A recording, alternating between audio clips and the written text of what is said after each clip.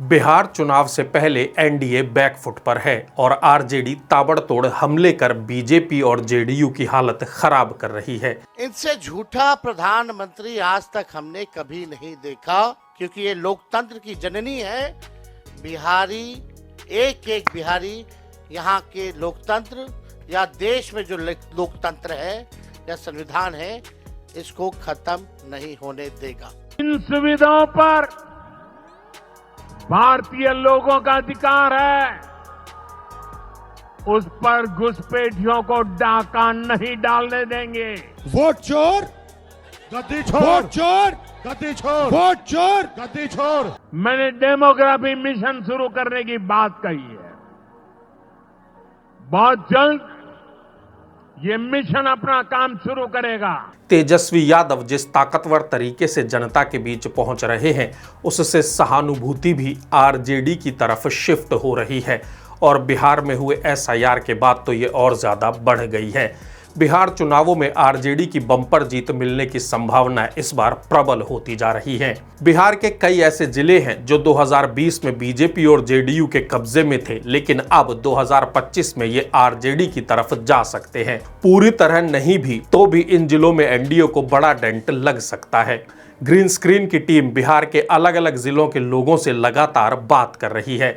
सुपौल जिले में रहने वाले करीब 1200 लोगों से ग्रीन स्क्रीन ने फोन पर बात की। यह जिला 2020 में पूरी तरह एनडीए के साथ था। क्या इस बार भी सुपौल एनडीए को ही वोट करने वाला है? सुपौल के लोगों से हमारी टीम ने एक ही सवाल पूछा और वो सवाल था कि इस बार किसे मुख्यमंत्री बनते हुए देखना चाहते हैं। जो ऑप्शन हमने लोगों को दिए वो थे नीतीश कुमार, विजय सिन्हा, तेजस्वी यादव, चिराग पासवान या फिर प्रशांत किशोर। और लोगों ने जो जवाब दिए उसके आधार पर हमने सीटों का आकलन किया। सुपौल की त्रिवेणीगंज सीट ये बिहार की सुरक्षित सीटों में शामिल है। त्रिवेणीगंज सीट पर 2005 से ही लगातार जेडीयू चुनाव जीतती रही है। लगातार 2 बार से वीणा देवी इस सीट से विधायक हैं, लेकिन 2025 में त्रिवेणीगंज बदलाव देख रहा है। इस बार त्रिवेणीगंज सीट पर आरजेडी की जीत होती दिख रही है। छातापुर सीट की बात करें तो मौजूदा विधायक बीजेपी के नीरज सिंह हैं। 2010 से लगातार नीरज कुमार सिंह इस सीट से जीत रहे हैं, लेकिन 2025 में उनकी सीट जनता आरजेडी को देने का मूड बना रही है। माना जा रहा है कि नीरज इस सीट से चुनाव हार सकते हैं।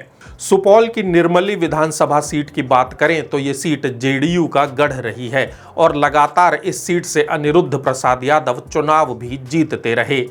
इस बार भी निर्मली सीट जेडीयू के खाते में ही जाती हुई नजर आ रही है। आरजेडी इस सीट पर जेडीयू को टक्कर नहीं दे पाएगी। सुपौल विधानसभा सीट बेहद अहम सीट है। इस सीट से अभी जेडीयू के विजेंद्र प्रसाद यादव विधायक हैं। 1990 से ब्रिजेंद्र प्रसाद यादव इस सीट से लगातार जीतते रहे हैं। 1990 और 95 में वो जनता दल से जीते और फिर साल 2000 से लगातार जेडीयू से चुनाव जीत रहे हैं, लेकिन इस बार ये सीट जेडीयू के हाथ से छिटकने की संभावनाएं बन रही हैं। सीट पर इंडिया गठबंधन और एनडीए में कड़ा मुकाबला हो सकता है। पिपरा विधानसभा सीट की बात करें तो ये सीट अभी जेडीयू के पास है। 2010 में जेडीयू इस सीट पर जीती थी, लेकिन 2015 में पिपरा से आरजेडी जीती। फिर 2020 में जेडीयू से रामविलास कामत ने जीत दर्ज की। इस बार ये सीट आरजेडी के खाते में जानी तय दिख रही है। कुल मिलाकर कहें कि 2020 में सुपौल जिले की सभी 5 विधानसभा सीटें एनडीए के पास थीं, लेकिन इस बार कम से कम 2 सीट सीधे तौर पर आरजेडी को मिलने की संभावना है, जबकि एक सीट पर मुकाबला बहुत कड़ा होगा, यानी वो सीट भी आरजेडी के खाते में जा सकती है। जीत दर्ज करने के लिए आरजेडी को मजबूत उम्मीदवार चुनाव मैदान में उतारने होंगे।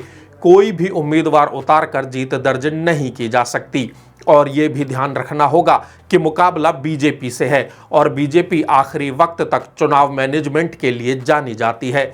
आरजेडी अभी तो ताकत दिखा रही है, लेकिन चुनाव करीब आते आते ये ताकत दिखाना यदि कमजोर पड़ गया तो बीजेपी को बढ़त मिल सकती है। ग्रीन स्क्रीन की टीम पूरी कोशिश कर रही है कि आप तक सटीक जानकारियां लेकर आई जाएं और यदि आपको हमारे वीडियोस पसंद आ रहे हैं तो चैनल को सब्सक्राइब कीजिए, वीडियो को लाइक कीजिए और अपने दोस्तों के साथ शेयर भी कीजिए। बिहार को लेकर यदि कोई सवाल है तो आप हमें कमेंट बॉक्स में जरूर लिखिए।